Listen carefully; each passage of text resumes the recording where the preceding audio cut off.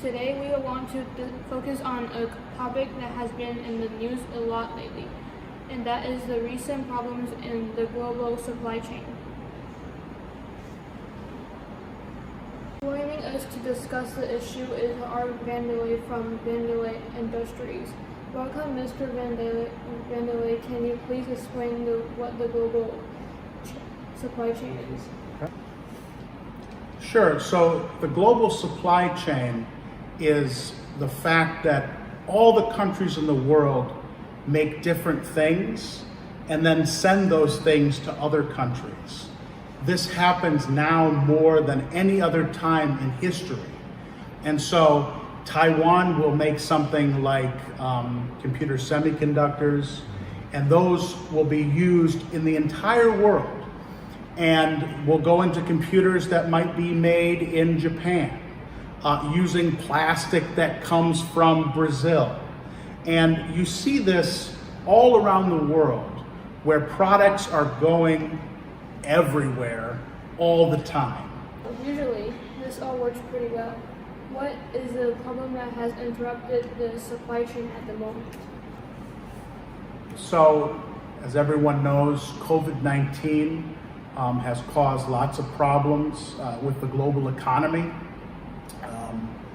Factories closed, people were out of work because of the virus.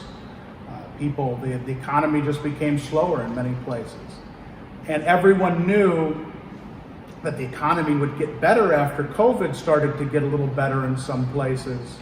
But this has happened faster in many ways than people were expecting.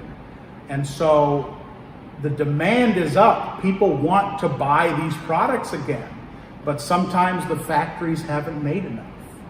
And the problems like we're seeing in the Port of Los Angeles right now, sometimes the products are ordered, but then the ships don't have enough places that they can dock.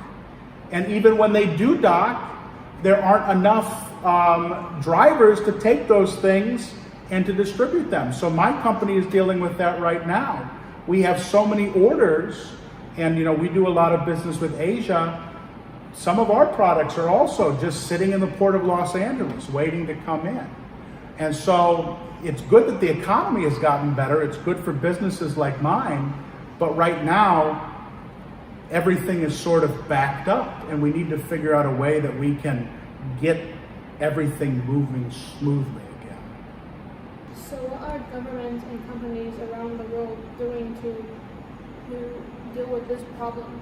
And how long might it take for those measures to have a real impact? Well, most of what's being done right now is being done by companies like mine. The private sector, businesses, are the ones that need to make the changes to make sure that the supply chain can be back to working the way it did before.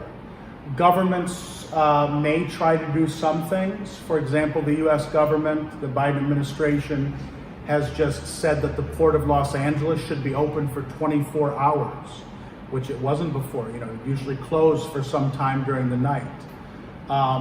But mainly the things that are happening are with companies.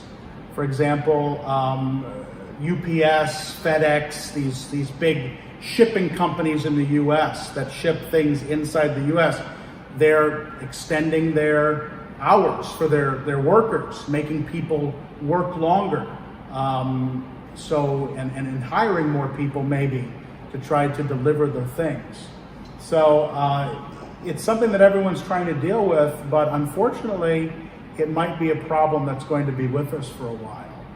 So many things have changed, not just because of COVID. There are many other reasons that things have changed. And businesses and governments and just normal people are trying to think of good ways to solve this problem. So let's hope that we can figure something out. Maybe not by Christmas, but at some point. We all hope that the issue can be solved as quickly as possible. After all, we all want to enjoy our online purchases soon.